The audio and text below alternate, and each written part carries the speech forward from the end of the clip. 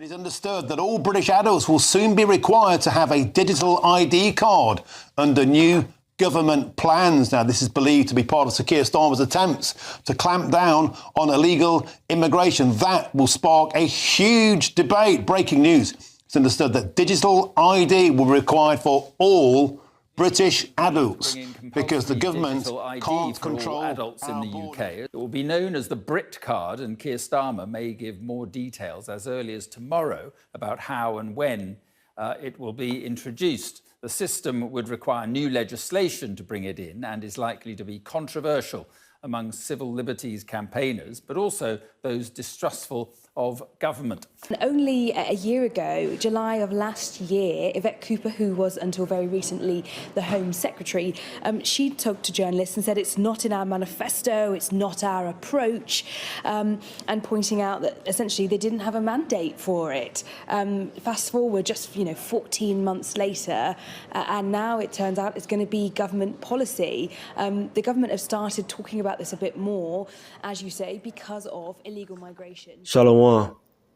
All praises to Yahweh, Ba'ashem, Yahweh Shai, Ba'ashem Rakar Kwadash. Double honors to the apostles and elders at Great Millstone.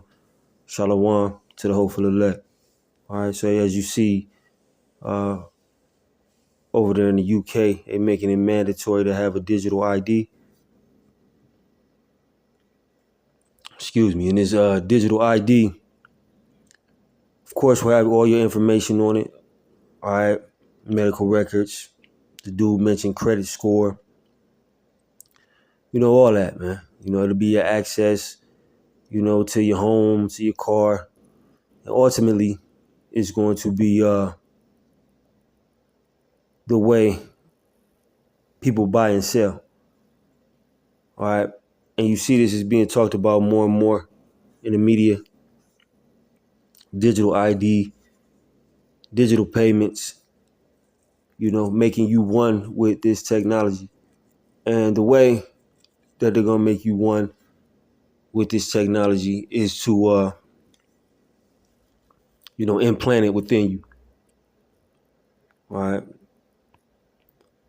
Revelation 13 and 16, and he causes all, both small and great, rich and poor, free and bond, to receive a mark in their right hand or in their foreheads.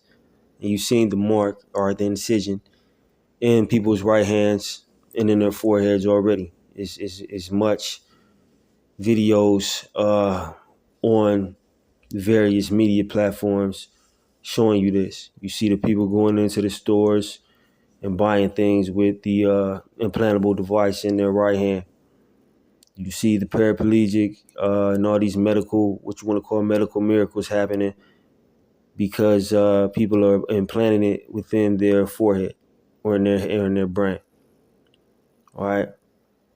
But this verbiage is being used more and more, and they're conditioning the people and getting the people ready to take the next step, which will be when the whole world is tried by this implantable device, man. All right. Everybody on every level of society, small and great. All right, meaning, those who are well off. All right. Those who are what you want to call celebrities can be considered great. All right. People on the higher end of society. All right. To your average Joe Blow on the street, rich and poor, whether you're rich or poor, you will be presented with this device and it will be made mandatory. All right. Free and bond. All right. Whether you're free or, jailed or imprisoned. All right, to receive this mark on the right hand or on their foreheads. All right, and once again, you've seen it already, man. All right, this is just getting people used to the verbiage, and you see the government is over there making it mandatory, so you can see how quickly it can happen. The implantable device that they're making mandatory, or the digital ID, hasn't come to the point where they're buying or selling, and that's mandatory. Their money system hasn't changed completely, which will happen. All right, but look how quickly a government can make these things mandatory. And they're blaming the immigration. That's how they're going to keep tabs on who's of what nation. You want to use the UK, for example. Are you from the UK? Are you a citizen, or are you some immigrant? All right, that's how they are presenting it to keep people out of their country. And you see America, all right, is having, what was considered or what they're pushing as this same problem. So how quickly can they say, well, now everybody has to have a digital ID on them to prove that they're, in fact, a U.S. citizen? All right, this seemed very far-fetched for a lot of people years ago, but it's speaking, man. It's what else could it be? What else could the M.O.T. be? What else can the M.O.T.B be other than this implantable device, man? All right. And that no man might buy or sell save he that had the mark or the name of the beast or the number of his name. That's when they're going to really put the pressure on the people, because the M.O.T.B digital payments, all right, is going to be the only way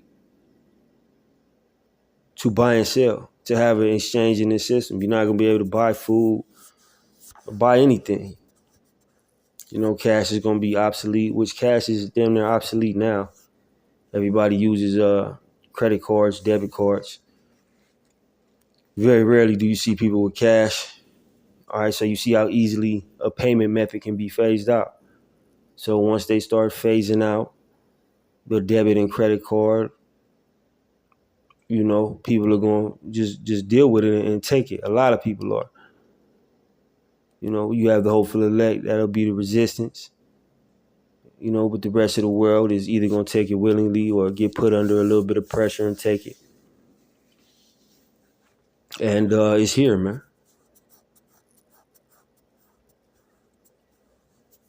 The M.O.T.B. All right, and you heard them talk about digital payments as well. All right, this is a digital ID, but they're going to compact everything into the device. When you think about an ID or identification, you usually have that in a wallet alongside whatever currency is, going in your country.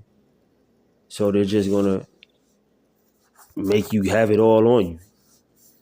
ID, money, records. All right. But I ain't going to hold you. I hope that video is edifying. Shalom.